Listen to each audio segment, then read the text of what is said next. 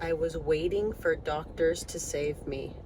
That is the way I want to start this video. There's so many ideas that I have. There's so much more understanding that I have about that time when I first got sick and how I reacted and how I let my own perfectionism and neuroticism and stress and worry really bleed into the way that I approached healing. And when my symptoms started, I was in a panic and I was in despair. I'd say the most important line I could say is I needed an answer. I had to know what was wrong with me. I had been at the top of my life. I was a competing athlete. I was doing triathlon. I don't know if I've ever said this, I was skateboarding. I've skateboarded for like over 25 years. And at that time I was going around traveling, skating all over. I was doing so many things.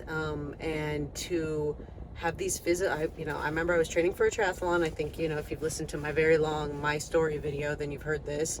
I was training for a triathlon. I was at a pretty high level and I had to get a certain time in a pool to be able to do an open water swim. And I couldn't swim a lap in a pool one day. And it all makes sense now. I understand what had happened to me anyway. I don't want to get too off topic because the point of this video is if you are waiting for the next doctor, the next supplement, the next test, the next functional medicine doctor, alternative specialist, course, whatever, to finally give you the answer and provide you with that magic bullet cure, you're in for a long road. And I've said it before on this channel, I do think it is a requirement to go on that journey. I think I just put my hand in front of my camera. Not very good at this yet. Again, in my used minivan, once again, here we are. But this is probably, I think the reason I've spent over 24 hours like journaling and not journaling, but like outlining and trying to come up with topics for this particular video is it's a big one for me. It's really the passion I have to do this channel, to make these videos, not just about like, this is how you can heal. It's really what I went through, is where that pain journey I went through, and not just the physical pain, but that emotional pain journey of not having a diagnosis and needing an answer and having so much embarrassment in my life because I didn't know what was wrong with me. So I had to tell people like, I have this autoimmune disease, and whatever diagnosis I might have gotten, I would latch onto it. And if you're in that place, maybe you're really lucky, and none of this is lucky, but I do think that everybody's journey is different. So maybe it's not a blessing to get a diagnosis right away, because then maybe you're just so focused on that being your identity. And by the time I got a diagnosis, I was kind of aware that it was all bullshit and that the mind-body approach was really going to be the only way out. But I did have to go through that. Like, when my symptoms started, you couldn't have sat me down and made me understand what I understand now. I had to go and see every doctor. I had to quit my job. I had to move cities. I had to change my diet 100 times. I had to obsess over everything I ate. I had to control every facet of my life, my sleep, everything. Every part of my environment had to be controlled. I was so stressed, and anything that came in started a flare and made my symptoms worse. So I decided my life needed to continue to get smaller and smaller to control those environmental factors so that my flares could slow down. It was a mess. And I thought I deserved a gold star, even though my life was terrible. For the amount of pain I was in and the way I was responding to it, I deserved, a badge of honor, because I was being the perfect student. Everything was organic. I was avoiding toxins and chemicals and alcohol, and I don't drink caffeine. Here we are 10 years later, I still don't really drink caffeine or alcohol, which is probably okay, but it's just hard for me to get back to allowing joy in because of how much I took away. But anyway, back to some of the topics on this particular subject are, no one's coming to save you. If you're here watching this video, you probably have chronic pain, chronic illness, probably chronic fatigue syndrome, which is my main diagnosis that I relate to. IBS was my first diagnosis, sleep apnea, SIBO, mold, Lyme, Epstein-Barr, hypothyroid, Hashimoto, hyperthyroid, Graves. I've been given all of it, told all of it, tried all of it, gluten intolerance, dairy intolerance. It was a joke, and believe me, I tried every antibiotic, supplement, whatever, to get away. I will say I didn't do a lot of pharmaceuticals. I was given and offered tons, and I never really took any. I think I tried a couple like twice and immediately was like, no, I hate this. I hate the way I feel. Never did any surgeries, never did anything the Western route, really, except go to those doctors so many times. And then it took probably 5 years of me leaving work, getting on government insurance, and just, I mean, the amount of specialists I saw through that was crazy. I was in the Bay Area, I was going to Stanford and all those. I had access to some of the best doctors in the world, and I saw everybody. And they never, besides like a colonoscopy or like an EKG or a catheter up my urethra, which, I mean, why people? There was no point. I know it was always the same thing. It took me literally 5 years of, sometimes I'd have 7 appointments a week. It was like a full-time job before I understood that they literally do not understand anything about me, my body, chronic illness. They had nothing to give me. If my blood work had shown up and I had maybe like high C-reactive protein, which shows inflammation, they could have maybe found that I had rheumatoid arthritis like my mother. And then I could have been given methotrexate or Humira or all these other drugs that they can be pretty intense. Like methotrexate, like my mom takes, is super taxing on your liver. It's not something I wanted to start taking at 24. So after 5 years of that, and I needed those 5 years apparently, and then, I left Western medicine and I would go out of it and I would try functional medicine doctors and spend all my money and do all the tests. What a mess. What a waste of time. So stressful and got me nowhere, and a lot of times it wasted so much of my time. And I think one of the big malpractices for me was I had government insurance, so they spent all this money and like okayed me to do all this testing for sleep apnea, and they're like, yeah, you have it, and you have to sleep with this, and it's severe, and you have to sleep with the CPAP machine. I slept with that damn thing on my face for 3 years, brought it everywhere with me. Didn't change anything. I still fell asleep in the car while I drove. That was part of the problem. I lived 3 hours from where my parents lived, and I couldn't get home without like falling asleep. So that's why I started to look into sleep apnea and stuff. And maybe I have, mild sleep apnea, but the machine it didn't do anything. I think that it was more like them being like, okay, this is going to bill her insurance. That's Medicaid, government covered. So who cares if it's a $3,000 machine? She doesn't have to pay for it. But it was, what a waste of my time and energy. I remember I was so like, oh my God, I have to sleep with this. I have to be so religiously good with it. Ugh, I'm getting stressed just thinking about it all. I'm gonna look at my nose just because I want to make sure I get it. Yeah, no doctors coming to save me in the panic over my symptoms, but also every diagnosis was also a relief. Like, it was like, I have this thing, and now I can tell other people why I had to leave work and why I can't really go to their party, and why I wanted someone to understand me. I'm almost want to cry. I'm coming to this realization while I'm filming this. Like, why did it feel so desperate? I just wanted someone to understand I was in so much pain, and I looked like this, I didn't look any different. I could function like this sometimes. And then I might go back to my room and be there for a week. So, and then no one would know that. And it just felt so lonely and so sad. And so many of the people that I had, anyway, I've done a lot of trauma work, which is an emotional work to get to where I am now. And there's such an understanding now of like what happened in my childhood that made combined with my own, nature and nurture combined together to make me kind of the way I was, that kind of escalated to that perfect storm where I was just looking for approval from the people around me. I was so desperate for their approval and admiration, and I kind of glommed on to these family friends. They were the main people I wanted. And when I got rejected by them, like, everything crumpled. I understand all that now.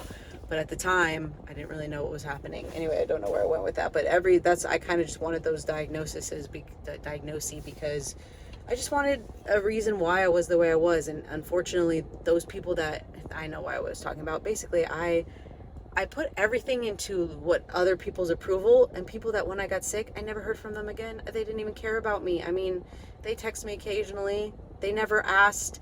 They have no idea that my life ended because they sent me an email. These people don't know that, even though we were close and I spent 10 years with them all the time. And then I, was like, cool, I'm sick. I kind of can't do what you want me to do. And I was like, oh, Gina's not able to, she's not serving us anymore. So we're not mean to her. We're just bye.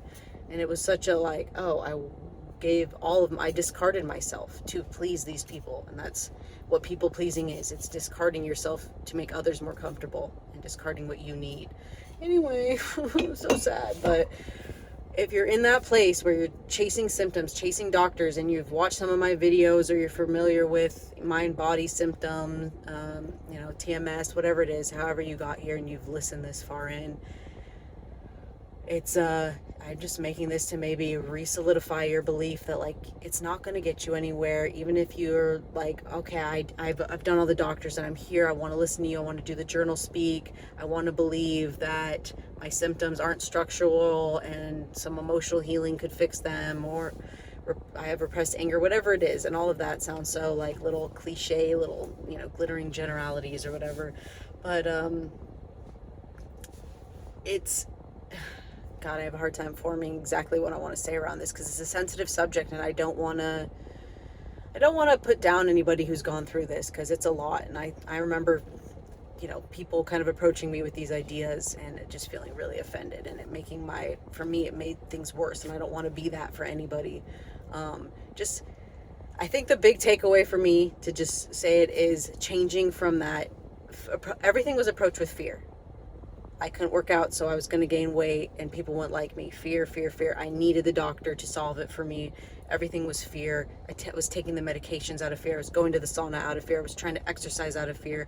I was staying in my bed out of fear. I was not doing things out of fear. Everything was fear-based. And I'm not healed now. I always want to say that. Like, I still have some symptoms. I'm a lot better than I was. So much has gone. Just relaxing and kind of understanding things has taken away so much pain, so many symptoms. And when the symptoms do come, they're not as heavy, and there's not that freak out panic of like, oh my God, I had my visor down, so now I had a weird shadow on my forehead that whole time. Anyway, so it's just, that is the shift that I made. That's what changed. Just approaching it all with a much more relaxed mindset and approaching it from a place of love. So I still watch my diet. I still make sure I have great sleep hygiene. I still don't have a very stressful life, because those things are things that I learned. They're tools I brought in during that time that I don't regret. And I'm going to have them for the rest of my life. So I am grateful for my pain in that way, that I didn't have to get to be 60, 70 years old and all of a sudden have all these health issues and have no idea how to deal with it. And have a life that was so full that I couldn't unload it. Now my life had just started, so there's a lot of sadness in that I didn't get to like live my life, and that it always had to, that the foundation of it started from this place of pain. But yeah, I have these tools now, but I approach them with love. It's not like, oh my God, I ate a hot dog on the 4th of July 2 days ago. It wasn't organic. It was terrible, full of sodium. And I also had a sip of Coca-Cola, which is poison, which I kind of believe all those things, but like, it's just not so, it's like, it's not that big of a deal. There's 1,000 people around me right now doing the same thing, and they're functioning. They're not going to end up in bed tomorrow. There's thousands of people that do these things. And if you can just do it sometimes, I mean, obviously I like the ideal. I'm an extreme person. I like perfection. I'd rather not do those things, but for me, that was a big thing. I did do that. I ate a hot dog, and I'd go to events like that. Now, I'm no picture of health looking at me. I'm not like a super fit person, but I eat like a fucking saint. Sorry, I probably shouldn't have cussed. I eat like a saint though. Everything's organic. Everything's perfect. It's gotta be like farm to table, perfect, like brand, like I am pretty picky. And I like that, but there has to be a sense of like, we're at the birthday party, my kid can have the cupcake with red dye 40 in it, and it's not ideal, but like, I'm not going to tell her she can't have the cupcake at the birthday party, because that's a whole nother issue and going to create other problems and take joy out. So that's just like a very small way of approaching things without, instead of fear, with love, which I haven't done a video on the 3rd tier of Nicole Sachs' work, but I did the 1st tier, which was believing that there's nothing wrong with you. There's nothing wrong with you.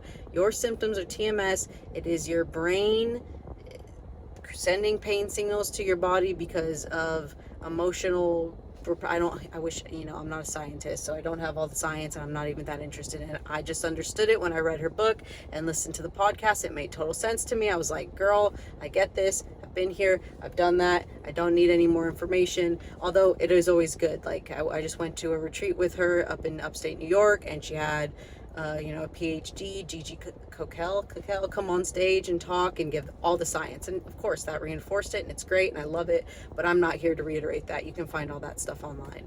But that first stage is belief. Just believing that you're not sick, like you're okay. Your symptoms are real and you're in pain, but like you can fix them without a doctor or a pill.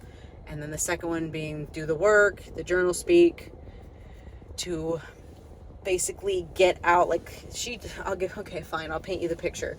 She calls it your reservoir. Let's say you have a bucket inside of you, and all of your unconscious feelings, rage, anger, grief, everything that's ever happened to you. Like, you might think, well, I had a great childhood. You don't know. Some kid at the sandbox kicked you, your teacher looked at you funny and made you sit behind in class, and whatever. It all just kind of filled up. That's the childhood stuff. The daily pressures, work, your kids, and then the personality traits, just like the people pleasing and discarding yourself or being so perfectionist. All those things are filling up this bucket, and if the bucket starts to fill over, it's safer, instead of like feeling all that and being a human being in society and being like a 5-year-old throwing a tantrum and being like, I hate you all, and not being part of the tribe because you don't act normally, because we don't accept that kind of behavior in our society. So we repress that, and then it comes out through our body. There you go. That's my real layman's term way of explaining it. And then the third tier is self-compassion. And I know it's the most important. I know that deep down, and it's the one that got me where I got. I had this deep belief growing up, and I used to say it all the time, that it was like being a martyr, being a masochist that's it. That's the way to succeed. I just told myself, I remember doing it. It's so funny. I kind of just realizing recently that I did this, not in this moment, but recently I've understood that I had moments starting in probably high school and definitely by college that I'm just gonna suffer and work. I just keep going, just work harder than everybody else, just do it, and then I'll be better and I'll be happy, because I'll be admired. If I do that, I'll be successful. And I did that for a while. Then I got super sick, and then I guess even the way I approached healing was that, like, just suffer and don't take the medicine, don't do anything the easy way. That's indulgent, that's weak. Don't be weak. That didn't work out so great for me, unfortunately. So if the medicine works for you, go for it.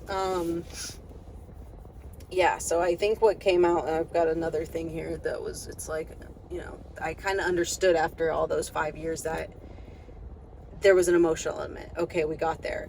And that for me, I understood that, like, healing my nervous, this was 5 years ago. I'm only just found this current work, but 5 years ago, after 5 years of doctors, I gave up. I was just burned out with doctors. It had burned me out, and I understood that they weren't going to help me anymore. Like, that was clear to me. It was, and I knew that there was an emotional element, but I couldn't, and healing your nervous system was in the zeitgeist, as it is so much now. But why? And I was doing different things to heal my nervous system, and the parasympathetic and everything, meditation and breath work and yoga, and again, making my life smaller and smaller and taking away stress. And that's what I did for most of that, for 10 years. And then, so why didn't I get any better? And at times I got worse. I did get better when I first just gave up going to doctors. It was just kind of it was a sad, I say this multiple times probably on my channel, but it was a sad time. It was like, I just gave up. It was, no one's going to help me. My life is miserable. Let's not make it more miserable by not sleeping all night, stressing out because I have a doctor's appointment, going there, being dehydrated and having to get poked 7 times because I'm a hard draw for blood, and then getting my blood test back and them saying nothing's wrong. And I drove an hour to get there, and I was exhausted, and then I had a crash. It was just, I was done. I was getting nowhere, and I just said, you know what? Instead of making it worse, I'll just live in this level of pain and just hide in my house and never work again, and just try to just find joy in anything. Just look outside and see a squirrel. I don't even like squirrels. And just enjoy it, eating a nut. I was just instead of taking my own life, and that's where I was. There was nothing. I had nothing. I say I had nothing. I had I said my now husband, I was still with him, but it was such a sadness that that's all I was ever gonna offer to the world. And I was just determined that, like, instead of taking my own life, I was going to find some joy in the life I could live. But it was sad. And then, I had kids, and I had a really hard time with my pregnancies, and then they came, and things, at first were better, and then they were worse. And in a time of desperation, I went back out to Symptom and Dr. Chase. So maybe there's some good to that, because that's how I found Nicole Sachs. It was literally, I was really struggling with breastfeeding. This video is getting long again, but whatever. If you watch, you watch. I was struggling with breastfeeding and hormones and postpartum stuff this second time around with my kids. So I decided to look for something to do with my hormones, and I was like on Instagram looking at hormone coaches, and I just was like, I just knew, I was like, this is going to be a waste of my time and money again. I knew in my core I was doing the same shit, and it was going to get me nowhere, and I was going to waste my family's time and our money, and we don't have a lot right now. So I just knew that was wrong. So I just for some reason typed in chronic fatigue or chronic pain, and a reel came up from Elizabeth Endress, the Wellness Process Pod, is her new podcast. And it just was a picture of this really skinny, pretty girl working out in New York City in her apartment. And it just said, it's not mold, it's not gluten, it's not dairy, it's not SIBO, something like that. It's this. And I was like intrigued, because it just hit a chord. It was right. I clicked it, and it like linked me to Nicole Sachs' episode on her podcast. Like, she interviewed Nicole Sachs.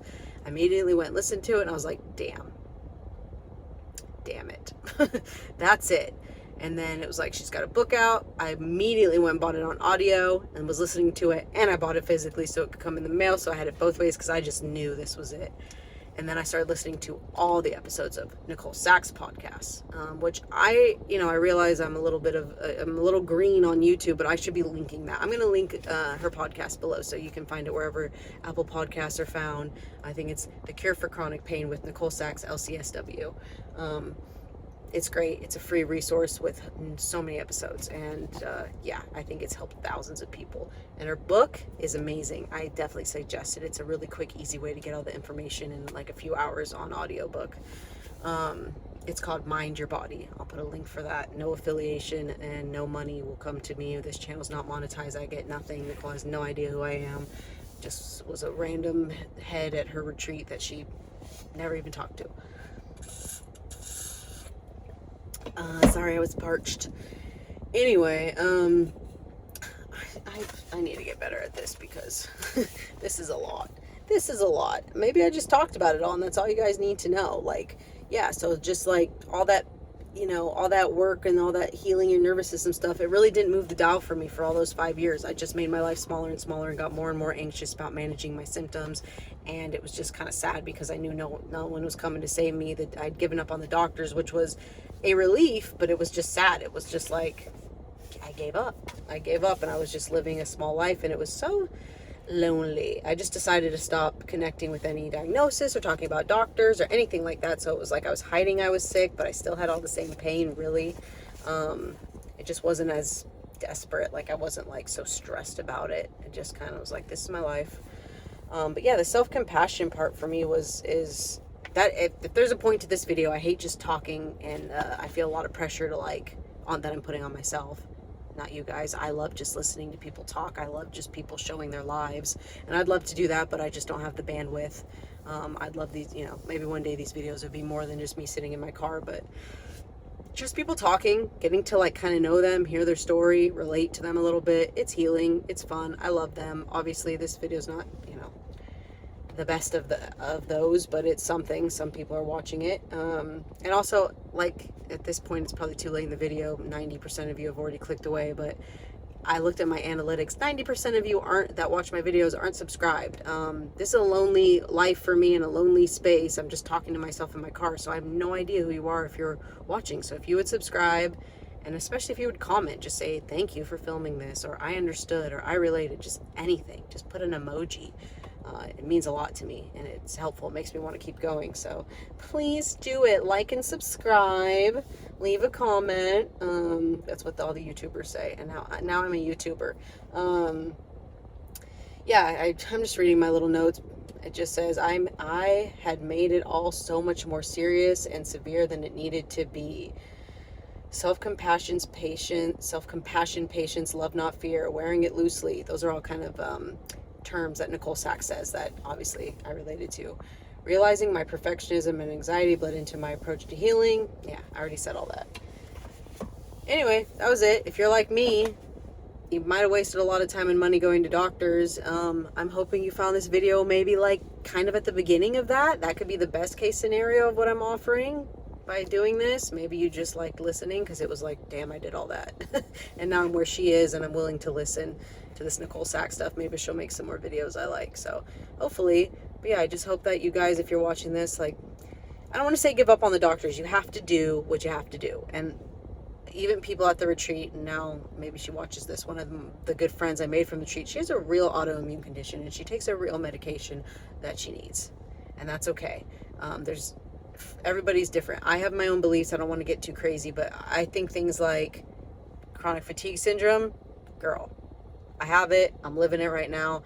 There's nothing that they can find that's happened. And then some people are just better. So to me, that's absolutely TMS. It's mind body. Like it's not that it's not real, and it's the most horrible fatigue that's inexplicable. I've been a mom twice, a new mom, and that you're tired.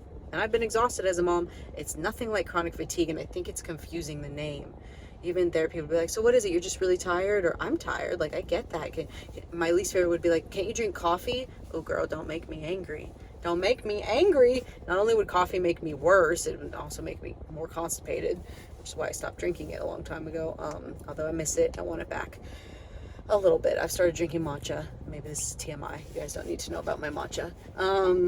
Yeah, that's it. Just if you're here, like, trust your symptoms, do your due diligence, and medication's okay. There's times I kind of like those first 5 years, I probably should have just taken a little Zoloft and relaxed, or whatever would have worked, and not just been so like, I can't take medication because that's weak, because that's how I approached it, and that's how I approached a lot of things. And I'm just trying to bring some joy and happiness back into my life. I mean, I spent 10 years not making this YouTube channel because it wasn't going to be perfect, and I was so worried about the anxiety it would cause me to film these videos. And now I'm like, I'm old.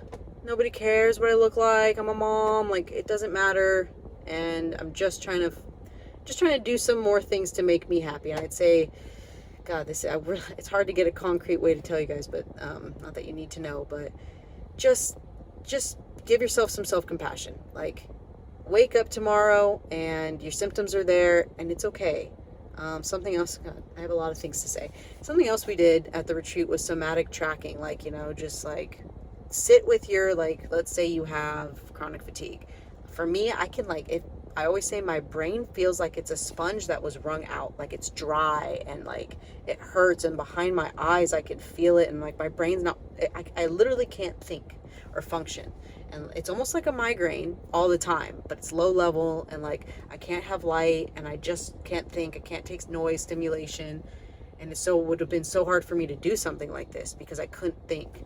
So I would sit there, and I've had that pain come back since doing that, and I'll just sit there and I'll be like, is this real fatigue? Is it physical, or is it just emotional? Let's say, am I just like, whatever?